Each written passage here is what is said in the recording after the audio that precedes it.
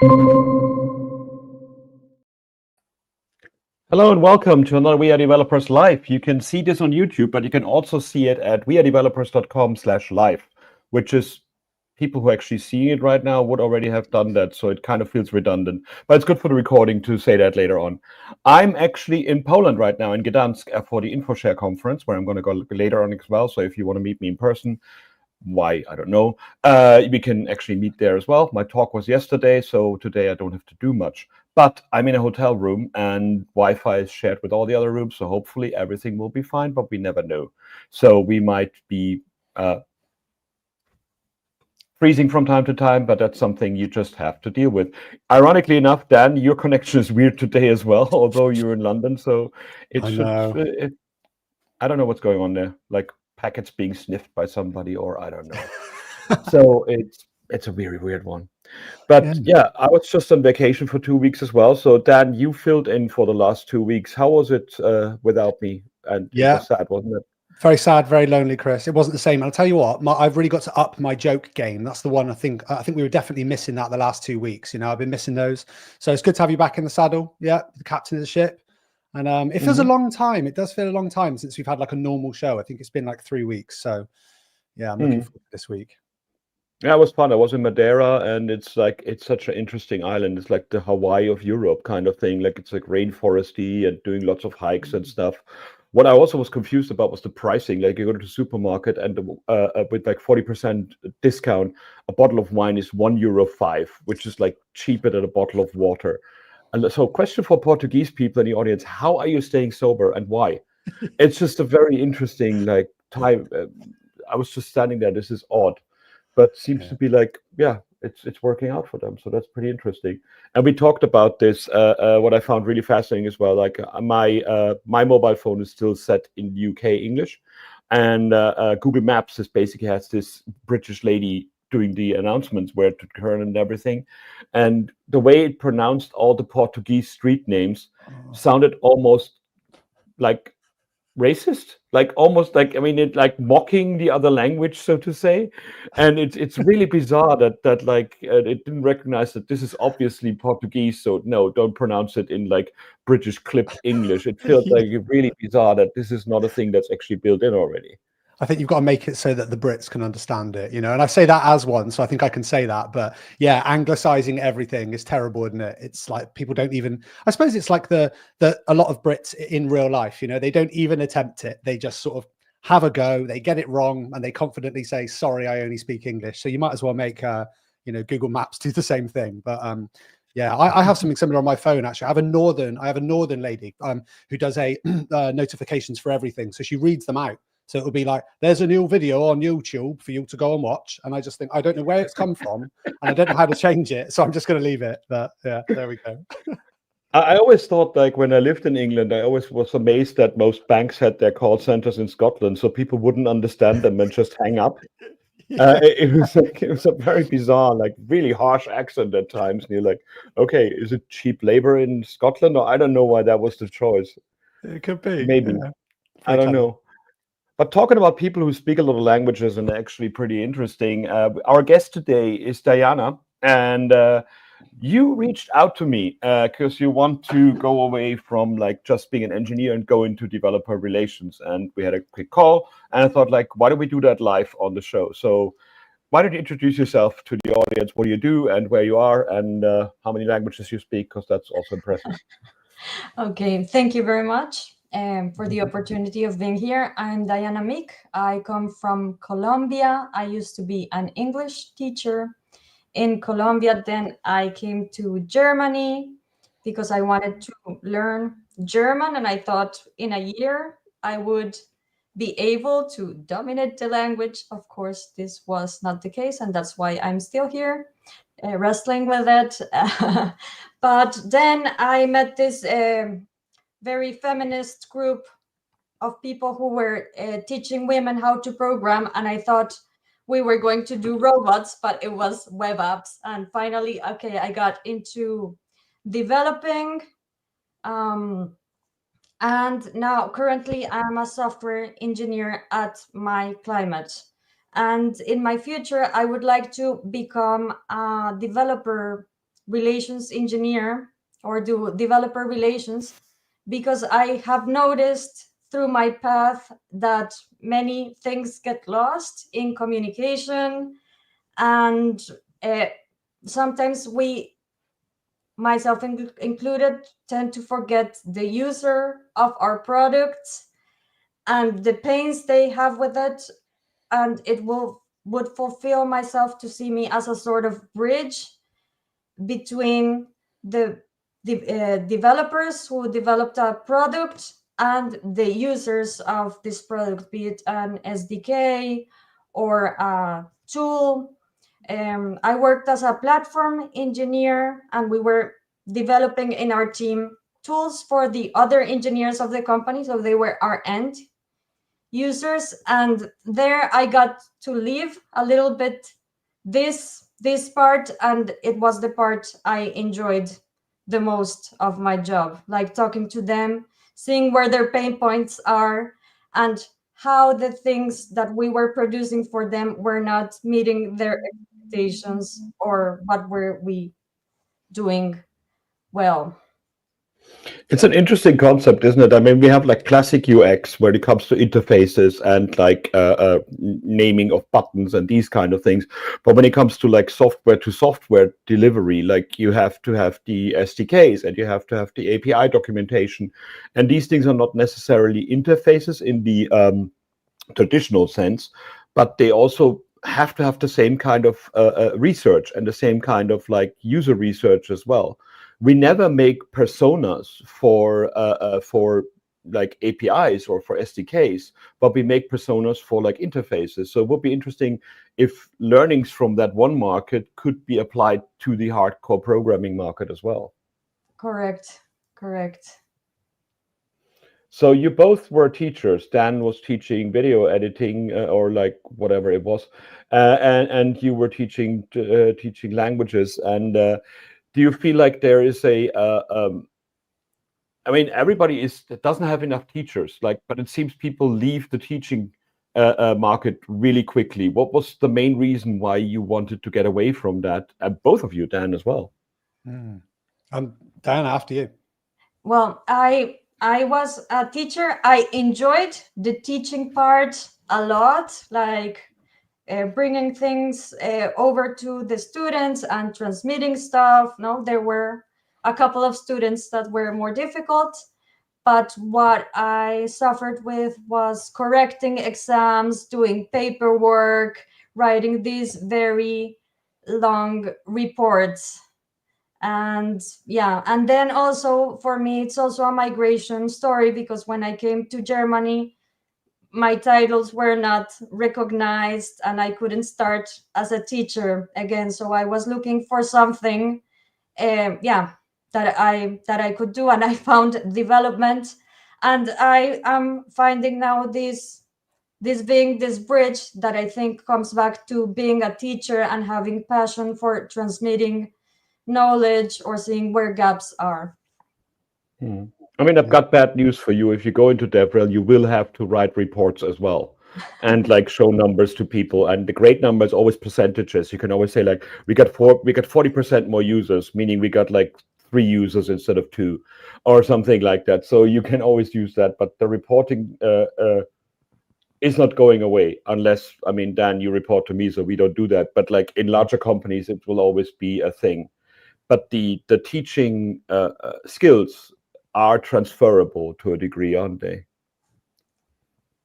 Yeah, I mean, to jump in there, I think they definitely are. I think that the last thing you said, Diana, was almost the thing that I thought that's at the heart of it. It's like transmitting information or sharing what you've learned. And I think a lot of teachers almost have that story of when they were young, they were doing it as a child, they would learn something and then they couldn't wait to tell their parents or their friends. And they love seeing people's eyes light up at new information. And I think that's what it boils down to. It's, you know, your interests might change as a teacher. You might go from being interested in languages, sort of written, spoken languages, through to programming languages like you have, Diana. And it's not really any different. You know, you've got so much knowledge and now you want to share it. And the fact you speak multiple languages, I think, is such a massive skill as well, because not only can you then share that information, but you can put it in the nuanced way, you know, in different languages. So, I mean, yeah, an amazing skill set to have. Super teacher, right? If you're a teacher and you speak multiple languages, that's amazing. I think you'll be really well suited for it. I mean, it's always tricky as well when you teach languages in school and your teacher is not a native speaker of the language, but in my case, it's a German person that speaks horrible French, teaching you horrible French. That can actually really kill your interest into something. And I guess it's the same with like development and coding. Like if the people don't know where they're coming from and it's just a marketing person that goes into DevRel, and instead of knowing the real skill and knowing the pains and the ins and outs of delivery, then you will never be a person that actually gets people excited about your product, because your job is to know these pains. I mean, I feel sorry for you because German is just, as you said, like I thought I can do it within a year. There's so many weird things. I think my favorite is umfahren, which is a word that depending on how you pronounce it, means the opposite of itself. So when you have like umfahren, means when the A is a bit longer, it means you avoid somebody. Umfahren, and when you do it the A short, then you run that person over. And it's the same word, and it's written the same way. So it's the opposite of itself, just a little nuance in pronunciation. It's a bit like a typo in an API call that could make a complete different result, right? Correct. Yeah, that's a tricky one. It's an interesting one. Now, you said you had the Women in Code group or whatever it was called, but which group was that? Because with the latest shortages in DEI in America, a lot of these things went away. There were a lot of real good groups about women in technology. A lot of them don't have any funding anymore. Is this still a thing that you're working on with, and are they still in a good spot in this case? So it was Rails Girls Berlin when I started. Then it rebranded itself to Code Curious, and it's still going, but I'm not a part of it anymore because due to work or whatever, I couldn't put so much time in. But I know they have been struggling because before there was like more support. There was also this company that was called Travis CI that was supporting Girls Rails Summer of Code and Rails Girls Berlin and many things. And then they got bought by US Americans, and this faded away, and now there's no scholarship, also because of the changes in the government. Yeah, that's sad. Okay, let's take a look at some links that we can talk about because we have them and we might as well use them. And we're going to put them on the live page as well for you to take a look at them as well if you wanted to. I mean, the first bit that I'm really excited about is that responsive design is now 15 years old. And it feels like it should be such a natural thing to have, that all websites should be like responsive. But I still see so many times, especially like login things for Wi-Fi, or even like my shares, when I take a look at them, they don't do that meta element to just resize it to the size of your mobile phone. And you got this like big box in the middle of the screen with like font 3 pixels. It's like, do you think responsive design is a thing that just is taken as a given now, seeing that people use CSS frameworks that have it built in? Or is it worthwhile that Ethan Marcotte here said basically like, let's remind people about it, that this is still a good idea? I think it's still a good idea to remind it, because as a user now, sometimes you go to plenty of pages, and then you want, let's say, to buy something in the mobile and really want to buy it, and then the buy button is not visible in your mobile because it's really small. Like, I'm super surprised, not surprised anymore, but sometimes I feel this needs to be reminded. I bump into these things pretty often, I have to say. Yeah, I'm using Edge on Android, which is weird. But what really fascinates me, how many times I enter a thing into a text field in a website, and then the keyboard pops up and overlaps that entry field. So I don't see what I'm typing any longer, and I can't even edit it. I mean, the first result in the keyboard is what I typed just right now, but the auto-completion then kicks in. The amount of times I sent data wrong because of that is just fascinating. It seems like detecting the virtual keyboard is still a thing that's kind of broken in a lot of operating systems, and it's interesting to see that I'm using Edit GPT a lot right now, which is an editor that allows you to write, but then uses an AI review of your text. And this one is one of those, like with a web app with like 15 little boxes in them, and all of them having an overflow of scroll. And when you use them on the mobile phone, you basically have all the scroll bars hidden, so you don't even know what is scrollable and what is not. And it's just like we seem to be overcomplicating these things. Like it's interesting to see. Like, I mean, Dan, you used like things like Tailwind and these kind of things. Do you think that overflow is a preset that people just don't override, or is it something that just was a given for people by now? I think people misuse it. I think they can throw it onto lots of different elements and then create kind of especially when you've got like a fixed element, maybe like a header or like a sidebar, and then you want like a scrollable kind of main section.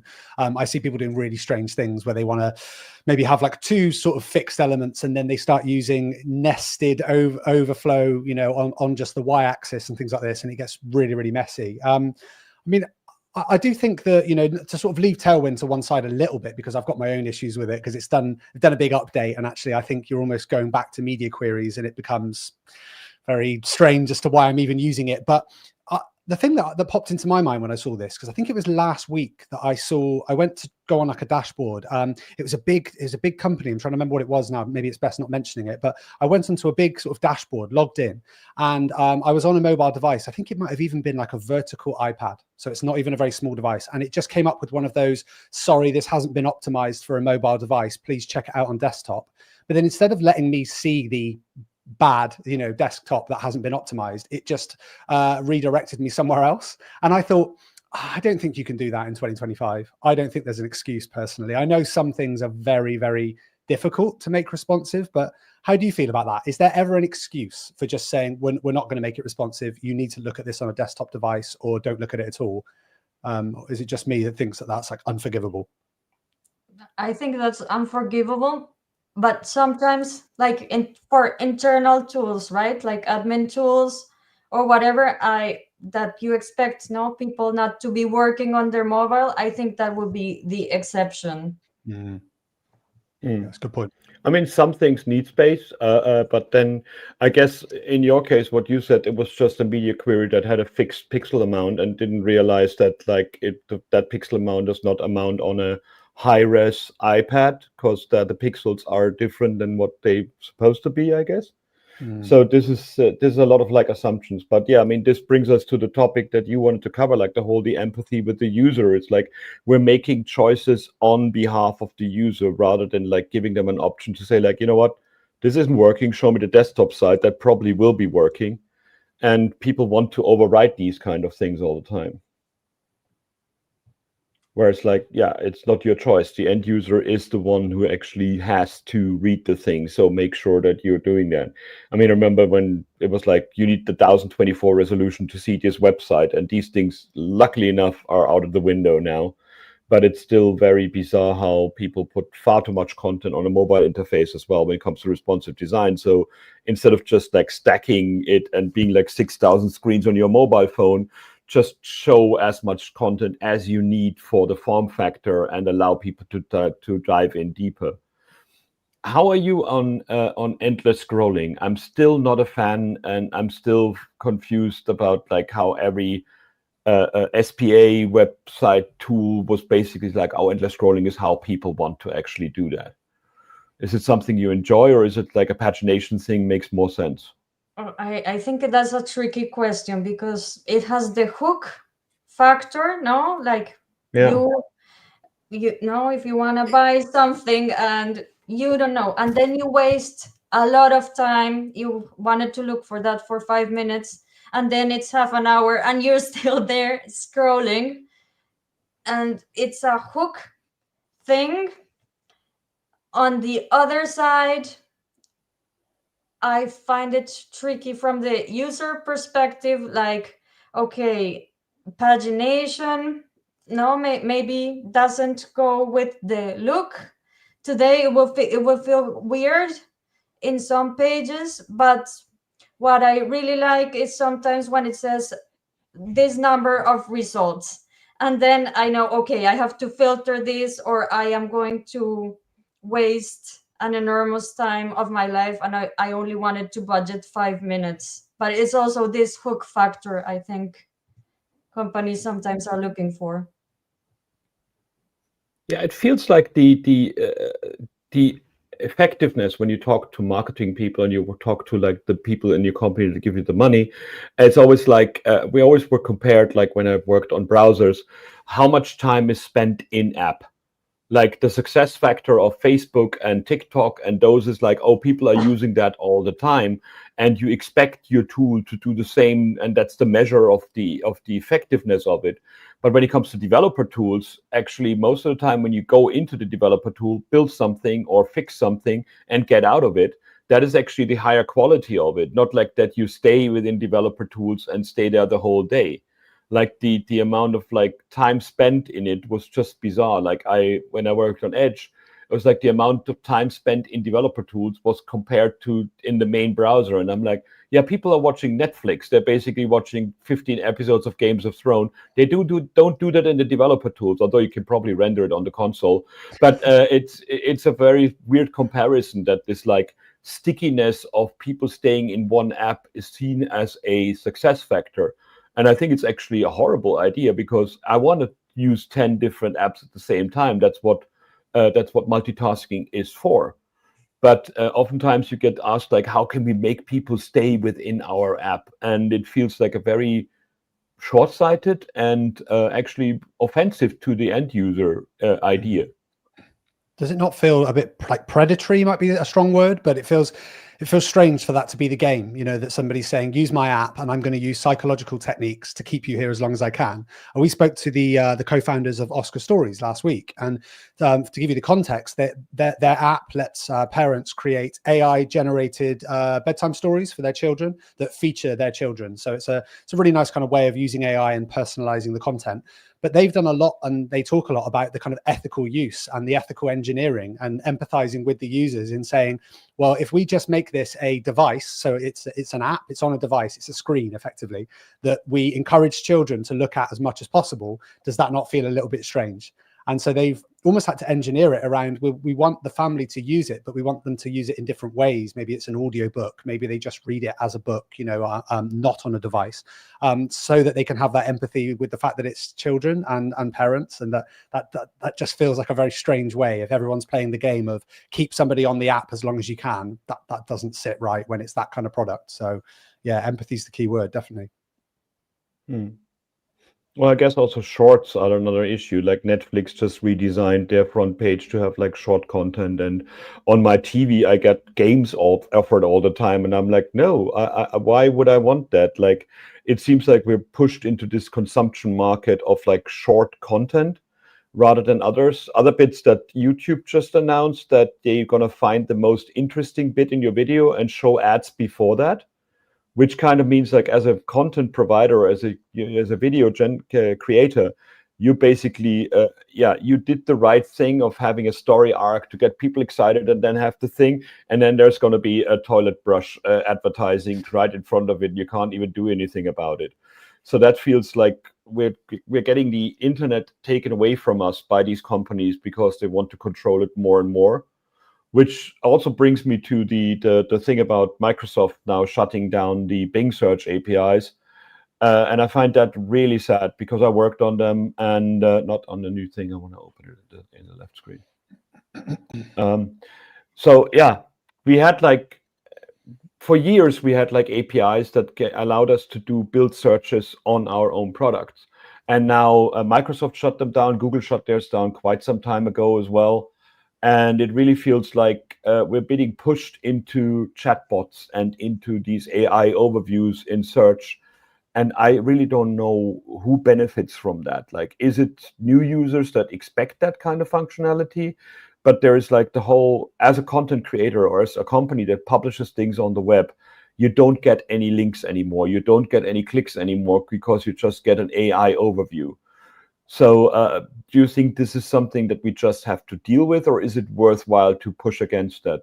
Dayana, what do you think? Is there a way to save the web, or is it something that people just expect to ask ChatGPT for something nowadays?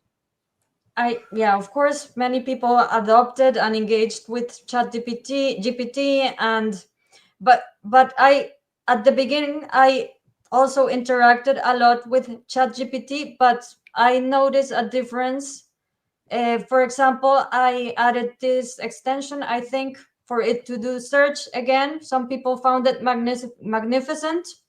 For me, it's cumbersome because why I noticed it's not helpful. I open a search engine better that gives me the links if that's what I want, because I think I am not so sure about this, but in my head there's this thought I am wasting less energy, compute power, by going to a search engine and searching it directly. And also, ChatGPT or something like that thinks a little bit and then gives you the links that also may be hallucinated in some cases. So yeah, it's a very interesting moment because of this, but I think people should also push back, and if not everybody is doing it, they're going to feel it in their metrics and reports as well, that this is not working. But this is a very like fresh thing that started happening few months ago. So yeah, I'm very interesting to see how this turns out. Mm. I mean, I haven't used Google in a long time. I'm using Bing, and I'm also using DuckDuckGo for a lot of stuff. But I heard that the AI overviews are now turned on for everybody, and that's basically the first thing that you get. And it might just be old men wanting things from the past, but I feel it's like hitting the "I feel lucky" button and getting one thing, and that's it. You can't even do anything after that.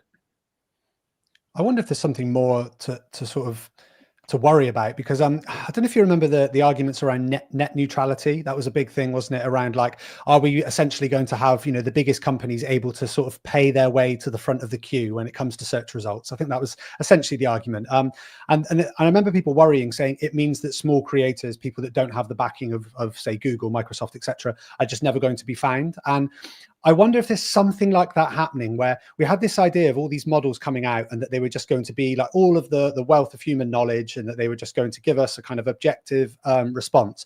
But I think it feels like we're seeing a little bit of the big companies, and they're trying to protect their models. And then with that, it comes, they seem to be less transparent around who they're going to favor. So it's like, essentially what I'm saying is, are we going to find that if we use these chatbots, that they favor Google-based links or Microsoft-based links? Like whoever's provided the model then sort of favors the articles, documentation, whatever it might be, of the people that made the model. It feels like that it's just going to push us towards links that have been prioritized by the model when it was created, rather than just everybody's, we're just trying to find all of the information and provide it back to you. Then why hide the links, or why not be forthcoming with those links? Is it because those links are perhaps Microsoft centric, if we're talking about Microsoft's models, etc.? It's a hard one to articulate, but it just feels like there's something happening that actually we should be a bit concerned about, but maybe we're not seeing it immediately as to what the issue is, because we all just use our own LLMs and the ones that we like.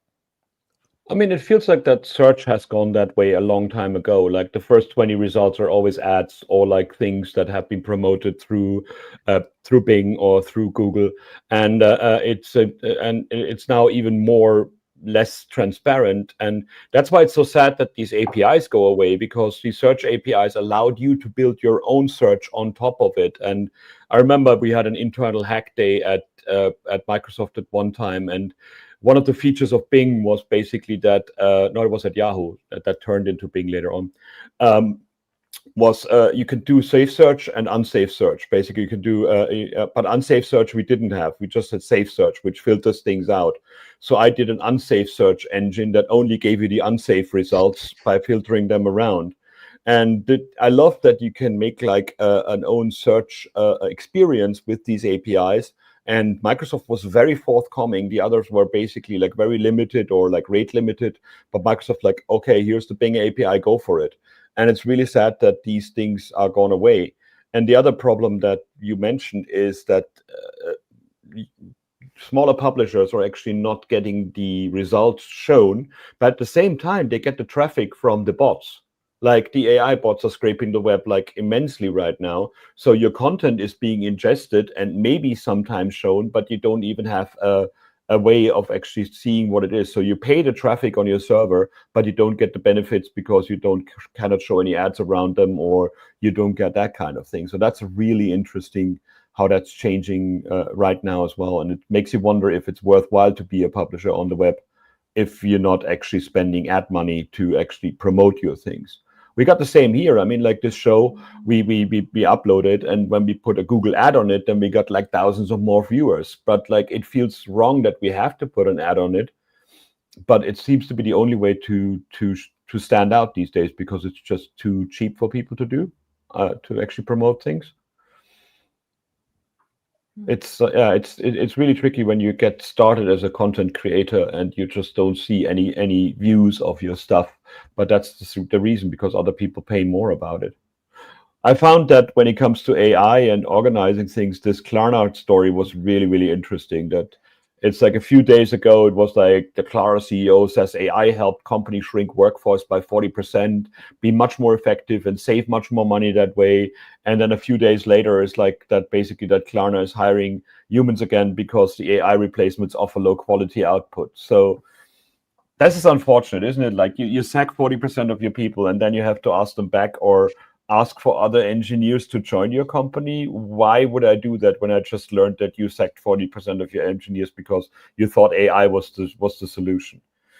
So Dayana, in your older jobs that you did, do you think a lot of them can be done by AI now, or is it something that you say like humans are still the better way of doing it?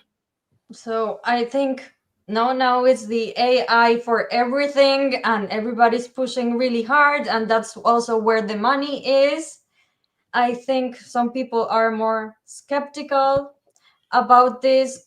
I think it's a great thing, or it can be a great thing, but yeah, there are many things that still require humans. It's my take. I don't see like, yeah, the AI is the solution for everything. It is being pushed this way sometimes, and sometimes no, we buy into that what we want to believe, and people who want to like save a lot of money in personal or whatever, oh, they think this makes them giddy. We want to cut costs, AI is the answer. But even if you're a normal user of AI, you see that there are some cracks in everything, in the code. Maybe it helps for making, I don't know, like sometimes some concepts are difficult for me to understand, and I ask the AI, and then I validate, and it has made my work maybe quicker, or it has helped me brainstorm things or look into things in another way. I think it is a good tool, but in many things, if you just use the AI not critically, which is also difficult to do and becoming even more difficult to do, you're going to get some crappy results. I mean, I wondered, like, look, reading that article then, that it's the language that's a bit strange. You know, it's the way that the headline says, the Klarna CEO says AI helped companies shrink the workforce. I don't know if that's just me, but I sort of say, well, that helped feels like the wrong word, because helped suggests you're doing something good, but it depends who you're looking at. It's good for Klarna if they're saving money, but it's really bad for the 40% of staff that were let go. And Chris, I thought of, you know, I'm probably best bringing up your talk because you'll have just done it. But, you know, I think the title of your talk was, you know, are we making ourselves redundant when it comes to using AI? And that's the key word, like redundant, literally in this sense, you know, being laid off. And I think it's there's a number of things with this, right? We've got the CEO trying to be a visionary, you know, we're going to do something big and bold, and look what we're going to do. We're going to jump on the hype train and transform our business overnight using AI. But it does feel quite scary when I know that we're not just going to keep staff on when we can do things with AI, but it's for me, it seems way too early in the AI revolution to be actively getting rid of staff members, because Dayana, you said it, it's got massive holes in it. The AI has holes. Now that's like bringing on a member of staff who just makes massive mistakes all the time, doesn't acknowledge it, maybe doesn't even realize it, and just carries on doing the same thing at scale. So I don't know, this to me is quite, it's not a good thing. And I think it can reflect badly on the company. As you're saying, Chris, they've let a load of people go.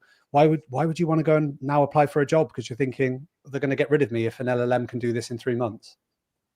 Yeah, there's also there was a message about Amazon as well, where Amazon engineers were complaining that like the push to AI and the push that they have to use AI tools in the company led to like a lot of stress for them, because what used to be a 4-week process or a 4-week sprint is now a 1-week sprint, because, oh, we bought this AI thing and you actually now have to use it. So instead of just being more efficient and getting a chance to actually hone and clean up what you've done before, the efficiency becomes this self-fulfilling prophecy, and the company is just turning the screw on you, and like basically you got to deliver much more because we paid for that LLM to do. Like I mean, when you look at it and you look at a Claude or whatever system, you have to pay like $200 a month for every engineer to get full access to these things. So that when you're just looking at the money and the efficiency of your company, then basically, yeah, of course, people have to deliver more. But I never saw the sense in delivering more in a shorter amount of time. That always sounded to me like a very dangerous idea, because quality will most likely suffer. So it's a weird thing. And I mean, I don't want to call out Klarna. Other people made the same mistakes, but it was just like, I love that within a day, these 2 headlines came one after the other. Like, oh, by the way, we're so much more efficient now. Oh, damn, nothing works. Can we get the people back, please? So yeah, that's an interesting bit to see. The fear of being seen, I thought, was a really interesting one as well. And I thought it would be interesting for you Dayana, to talk about. It's basically that person is basically writing and saying like, I have so many ideas. I want to do more writing. I want to do more videos and stuff. But I also see all the people that I look up to, and they're all technically very, very gifted. And it feels like what I do will never be read by them. So the whole like feeling imposter syndrome even before you get started. And that can be really stifling. Like, where do you see yourself? Do you feel this as well? Or do you just say like, okay, let's throw it out and see if it sticks? Yeah, I have to be like, until now, I think I wanted to start a blog, like on the way I see technical problems, but I always was seeing these seniors, and when I entered the field with very difficult terms that I didn't know what they mean, and they were always talking, I don't know, polymorphism or whatnot, and I have to go and look that out, or what, and in which context, and I was so worried about this. And with time, but it has taken a lot of work, and I'm a bit sad to say, yeah, until recently, I think I went over this hurdle. But I think it is a very, very, very common thing, especially in tech, especially if you didn't study computer science, getting all this baggage that you think I lost. And as tech evolves so quickly, you're always feeling you are behind. You have to catch up, you have to catch up, you have to catch up. And this is not linear, but our brains tend to think it's linear and that we can catch up in this way. And I have seen this in myself and in many other people, but it's the fear of putting yourself out there and being told you don't know enough. And yeah, I just recently got rid of that fear, and that's also why I am here. I mean, Dana was the same with. Oh yeah. Sorry, I just wanted to jump on that. What was it that sort of was the biggest? How did you transform in that way of thinking? Was it just sort of getting used to it with time, and you felt like was there like something that happened that made you go, now I'm legitimate, or now I don't feel like an imposter, or was it just over time and then you thought, actually now I feel okay? You know, was it a gradual thing? it was a gradual thing, but then the last change came like this, because I also started to notice with more senior people and in the different stations of my career, why do they know everything? And even though if I want to be at their level, I don't know, and I don't get to be part of these discussions, or I get excluded if I am willing. And then it hit me, it's because they have been the longest in the company, and it's a little bit like a power structure. They created the system, they have all the context, they know it, it's easy for them. Maybe they didn't make it accessible for other people, and now they have to over explain some bits that are not super readable.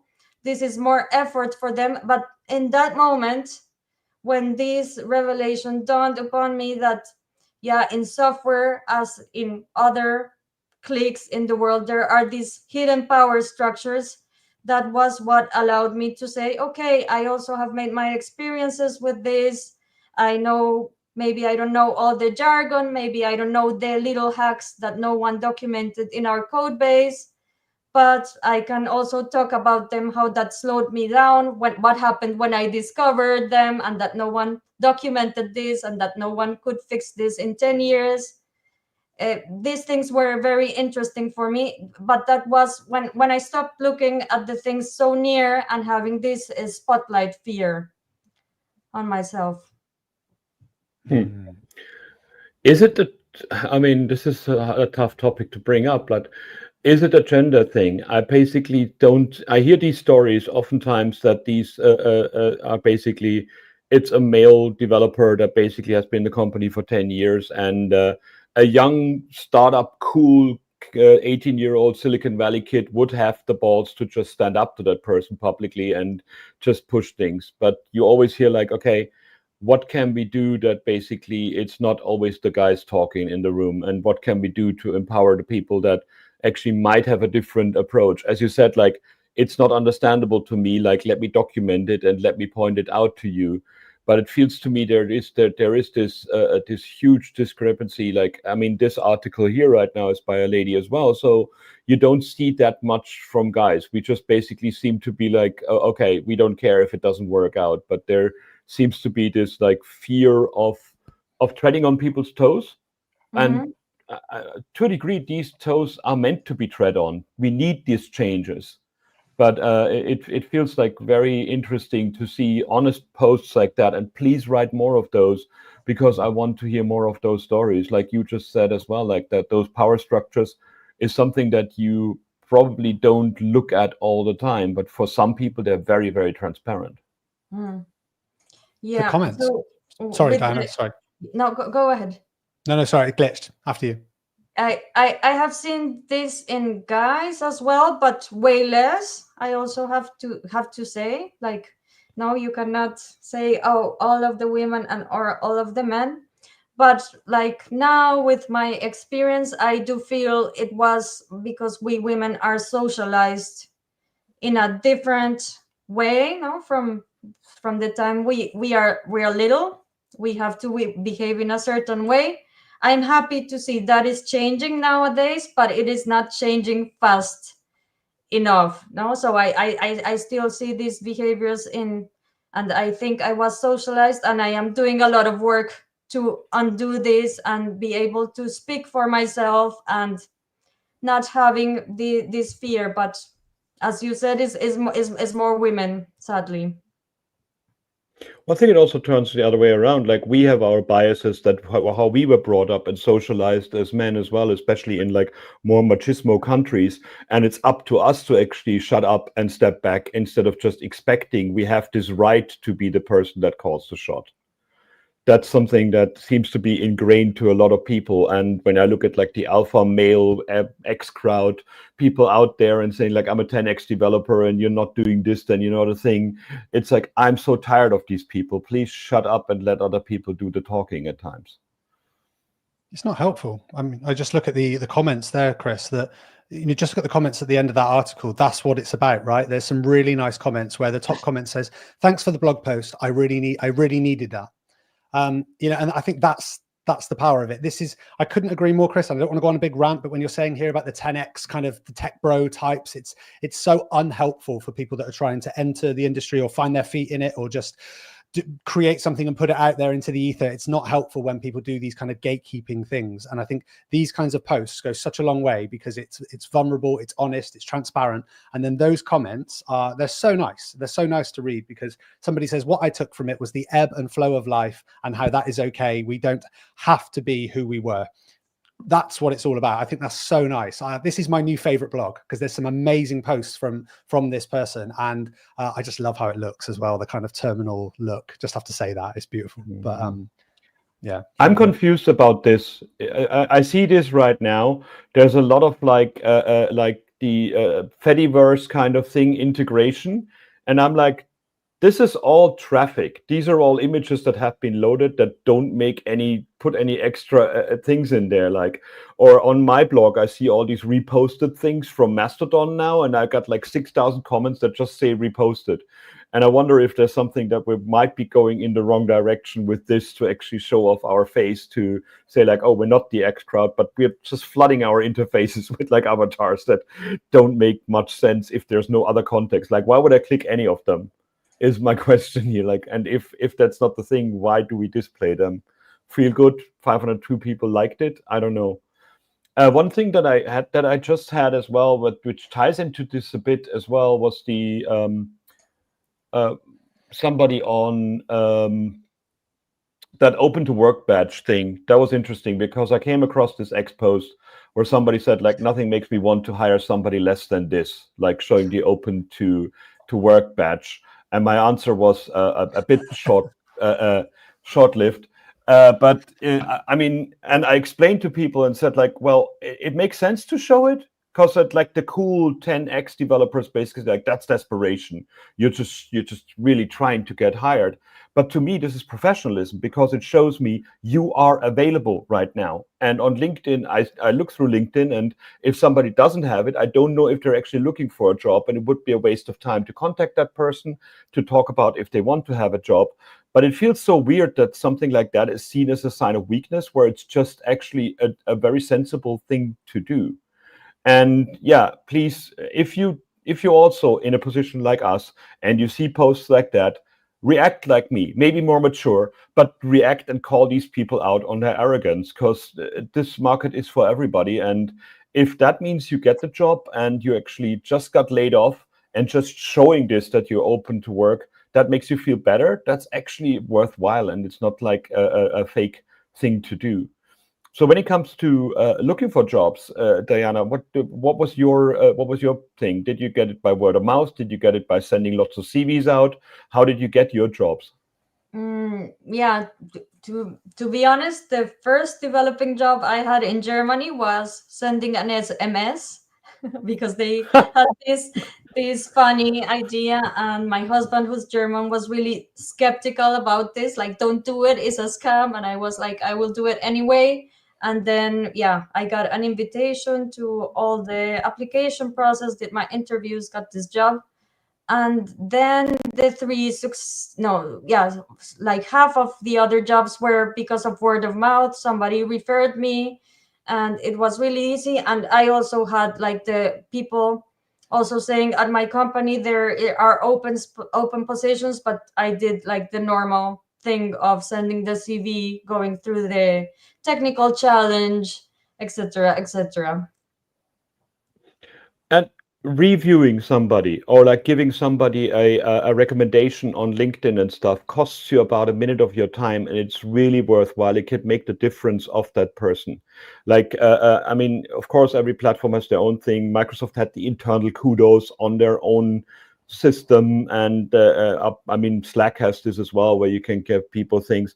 But just like when you hear that people are being laid off right now at a certain company, what I normally do is just write a message like, sorry to hear about this. Do you want a recommendation? Do you want me to help you look for something else? It's really important that we look out for people in this regard, and it doesn't cost you much. And it's really worthwhile for them. Like seeing a good recommendation of somebody is a fun thing to do. Totally. And the hurtful thing, going back to the post you showed bashing the open to work thing, is that some people might feel actually intimidated or shut down and won't ever put this open to work badge just because they think, okay, I think you're really down when you don't have a job, you just got laid off, like your mental capacity is not at its greatest, your self-esteem also is not at its greatest, and then you read such a thing and maybe you don't dare, missing opportunities because of this bashing culture. I had a few good comments on LinkedIn about this for the post. People said like, "Oh, thank you. You just inspired me to turn it on because I was wondering about if it's worthwhile or not." And like, you're right. It's not desperation. It's professionalism. It's showing like I'm available right now because you might be laid off, but you don't care. You don't want to do half a year something else. Like you don't want to get hired. But this is basically the way of showing it. And I mean, people are like, "Oh, it looks ugly," and you're like, "Come on, like seriously, this is your criticism here." Like, What a strange thing to get annoyed about. I feel like, again, it's just that part of wider gatekeeping, isn't it? I think it's what an odd thing. I cannot even understand how somebody could get annoyed about what somebody else has done with their own LinkedIn profile. I mean, you can do whatever you like, right? Call yourself whatever you like, describe yourself however you like. It's none of my business. And if you get a job because of that, I think it's strange for somebody to not be happy for that person. I almost can't understand the psychology why somebody would A, have an issue with it, and then B, not be happy for that person. Because Chris, you said it, if they get a job because they did it, then it's worth it. And that person's opinion is just irrelevant ultimately because it worked and they did it. So there you go. one thing that drove me nuts is when people have these headers in LinkedIn that have lots of URLs on them, and you're like, "This is an image; they're not clickable." Like, do you expect me to type that in? Like, what is the idea of this? Like, a QR code, fine, but like just linking all your stuff in the header image, you're like, no, this is I will not type this. Why do you do that? So that's an interesting bit as well, where it's like the other thing that I see a lot is like uh, blog posts that get generated and have an image with the headline in it, and then the headline in the HTML as well, but like you basically the alt text of the image is the same headline again as well. So you got like two headlines in the document because they wanted to have an image for social media preview or something like that. So we do a lot of weird stuff to the end user, and especially a blind person with a screen reader would get like the same information 5 times instead of it once. I want to use this as an opportunity to plug. Next week we're going to have a web dev and AI day, the accessibility and AI day on Thursday.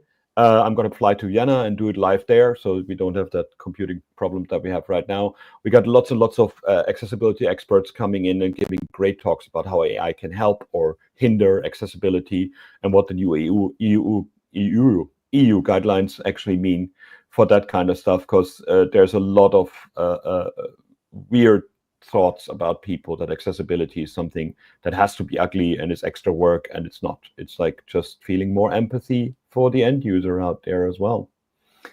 So Dayana, so we're got another 5 minutes.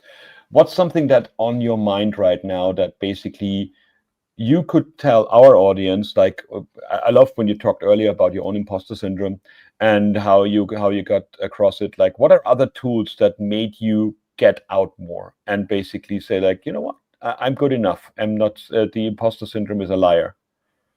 So, okay, I have to, like things that come now, reflecting a lot on my skill set and things that I enjoy doing during the work, and trying to do more of these because then I enjoy them more, and it creates like a momentum. Then another thing that doesn't have to do with engineering but maybe with personality, I ran into a website. I forgot the name, but how many times have you been rejected or something, or get rejected more or something like that? And it was like 100 challenges where you get rejected, you try to get a no and see what happens. So one of them is try to get a burger refill at a McDonald's or something. You go and ask, would you give me a burger refill? It's expecting to to get a no, and then when you get the no, you ask why. But putting myself out there and being on the receiving end of a no and knowing that I didn't die, it was the no, but what else, like what other significant impact is it going to have? Or I throw an idea and maybe my colleagues find it funny or whatever, or not helpful. Well, they can give me the feedback, and then I can try to think, why didn't they find it helpful, but try to do it better next time. No, because having this curiosity can bring me, at least, and I think a lot of people, farther and go against our limits of where we have fear of putting ourselves out there or doing the stuff we really enjoy. There's also a delay thing there. That's another bit. A lot of people are just basically, I wrote something, nobody cared. But it might be that 4 months later somebody finds it, like not what we talked about with search engines earlier, but that in my case it was like that. I sometimes I've been blogging since 2005, and I had it as a scratch pad. When I learned something, I wrote it down because I want to remember it. And then like 10 years later, I Googled it and found my own blog post because I forgot about it. But like other people do the same thing. I get these feedback from like 16-year-old, 10-year-old blog posts, and people like, oh, finally somebody wrote it like that. At that time, nobody cared about this blog post. The traffic was non-existent. But 10 years later, somebody, oh my God, you wrote that, and I understand it. And I think that's the thing that you should not stop just throwing ideas out there. Even if they're not a success immediately, they might become a success later when somebody searches the right way or uses the right prompt, and the LLM finds your thing as the answer that was the shortest and most succinct one. So it's never a waste to publish things on the web. You could do wrong things like publish personal data or like publish where you are. That might be a danger. But like writing down a thought like that is never a waste. Even nobody watches it, fine. Give it a year, give it 2 years, and people might be coming along. So this is something that I learned the hard way, it's a very interesting thing to see that there's a longevity in content because the web does not forget. And it's a good thing to think about as well. Like you might be a success in like 2 to 3 weeks time. And it's really depressing when you try to be very clever and write that one thing that probably gets a lot of traffic and it just doesn't work out. I mean, Dan, you've been doing that for our magazine and for your own stuff as well. It can be super frustrating to try to do everything right and nothing happens. And then the thing that just like was an off-the-cuff thing that you just wrote down becomes the runaway success. Yeah, so many times, Chris, I mean, I can speak about even just shorts that we make. We'll do these sorts of things, and then you get all of the shorts that come out of it, and it's usually the outtakes. It's the outtakes that do the best, right? So it's the thing that was accidental that no time was put into that does best. Yeah, and I also say, Chris, how many times I've found articles of yours from 10 years ago. I'm one of those people that I think I did it 2 weeks ago. I searched for something and I thought, this looks familiar. And then I scrolled up and I was like, it's Chris's website. This is where I've seen it. So yeah, it's absolutely true. You've written things that will be helping people out for decades to come, for sure. Cool. Well, thanks very much, Dayana, for coming. This was really, really fun. I hope you got something good out of it. Lots of good comments. Thanks so much. Yeah. This was amazing. A lot of people interacting. So you seem you're already on the best path to be inspiring to a lot of people because they have your back already. So what's the rest of your day like? What's it going to do today? Are you at work? Are you going back to work? I'm at work. So yeah. So now going into some accessibility meetings, precisely what you were talking about before.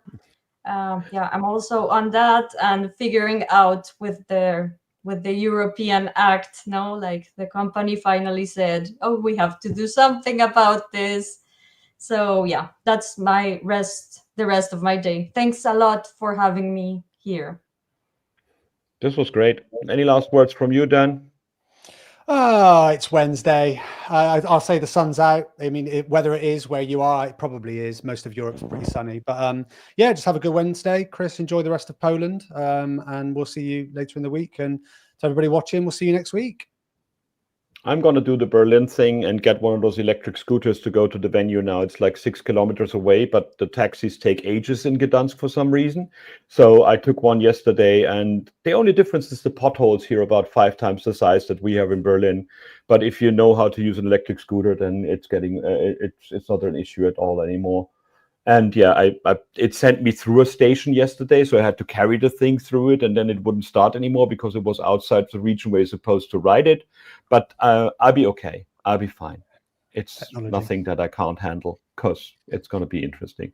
I was one of the other speakers yesterday. Had a brand new Volvo driving back, and I've never seen one of those cars with the head-up display in the window. In the basically you see the arrow in front of you on the windscreen, rather than just on a thing. And that was really cool. And now I don't want a car, but like I found like this is really amazing that these things exist already. So Volvo, if you're listening and you want to sponsor me with a free car, I'm totally fine. You bring it up to North Berlin and I find a parking lot, I promise you. Other than that, I want to thank all of you for watching, and yeah, see you next week at the AI and AI and Accessibility Day. And see you in the newsletter on Friday, which I now have to finish as well. So thanks very much, Dayana. Thanks very much, Dan. This was WeAreDevelopers Live for this Wednesday, and we see you next Wednesday if that is all that you want to have and none of the other bits that we do. See you soon.